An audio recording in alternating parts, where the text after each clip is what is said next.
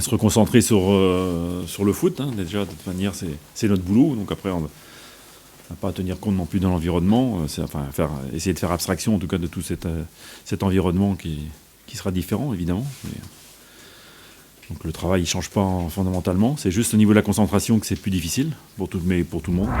C'est qu'on va évoluer dans un stade vide. Déjà, il y a tout l'aspect médiatique autour qui fait que les semaines, évidemment, c'est plus difficile de se concentrer sur le foot que lorsqu'on parle de précaution.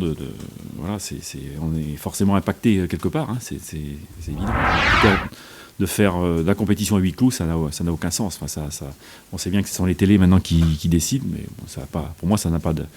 C'est une décision qui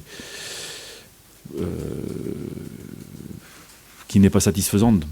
On sait bien que c'est pas satisfaisant, mais c'est où on continue, parce que de faire du foot à huis clos, c'est pas. Du foot professionnel à huis clos, ça n'a pas de sens à moi.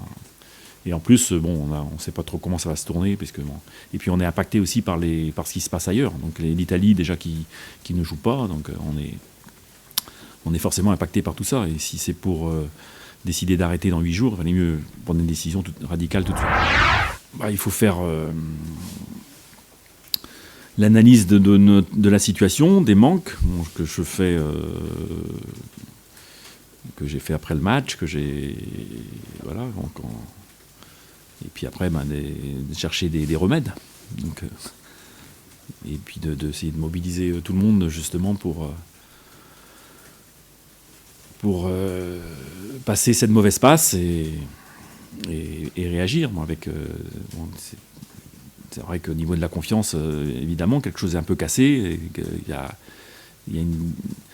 Dans le foot, il y a des dynamiques de confiance, de doute qu'il faut savoir gérer. Donc, je pense pas qu'ils soient démobilisés. Enfin, on fait pas des prestations médiocres par plaisir. Donc c'est aussi qu'il y a des choses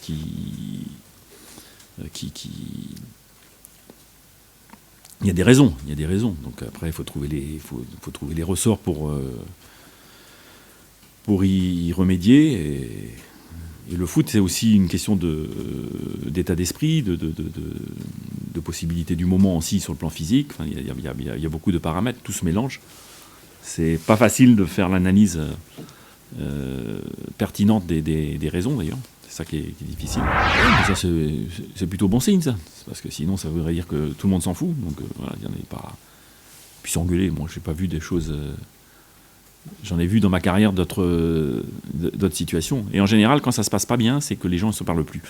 Donc quand ils arrivent encore à se parler et puis à s'engueuler, c'est que il y a encore je dirais, une relation et l'envie de réagir. Donc ça me gêne pas du tout. Pour certains, c'est physique. Je pense pas que ce soit général. Vous savez, on a les stats, hein, les stats athlétiques à Angers. Ça fait partie des 5 matchs où on a le plus couru. Le plus couru. Oui. Et vous savez lequel on a le moins couru? C'est à Marseille. Donc c'est le Amiens, Rennes et Marseille. Donc ça vous met déjà un peu les